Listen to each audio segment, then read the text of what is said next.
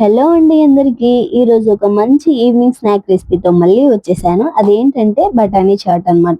ఇలా పచ్చి బఠానీని ఒక 5-6 గంటలు నానపెట్టేసుకొని, ఆ నానపెట్టినవన్నీ ఒక పప్పు కుక్కర్లోకి వేసేసుకొని, ఏసరికి సరిపడా వాటర్ యాడ్ చేసుకొని, కొద్దిగా సాల్ట్ కూడా యాడ్ చేసుకొని, మూత పెట్టేసి స్టవ్ వెలిగించేసి ఒక 5 విజిల్స్ వచ్చే వరకు ఉడికించుకోండి. ఇంకొక ప్యాన్ తీసుకొని అందులోకి ఆయిల్ సరిపడా వేసేసుకొని, అందులోకి ఎండుమిర్చి, తాలింపు గింజలు, ఇంకా వెల్లుల్లి ఒక 5-6 రెబ్బలు వేసేసుకొని, కరివేపాకుని వేసేసుకొని మొత్తం కలిపేసుకోండి. ఇందులోకి కొంచెం కారము, కొద్దిగా పసుపు వేసేసుకొని, ఉంటే గరం మసాలా, చాట్ మసాలా కూడా వేసేసుకోండి. నేనైతే అవన్నీ స్కిప్ చేశాను. ఇంట్లో ఉన్న వాటితోనే వేసేసుకున్నాను.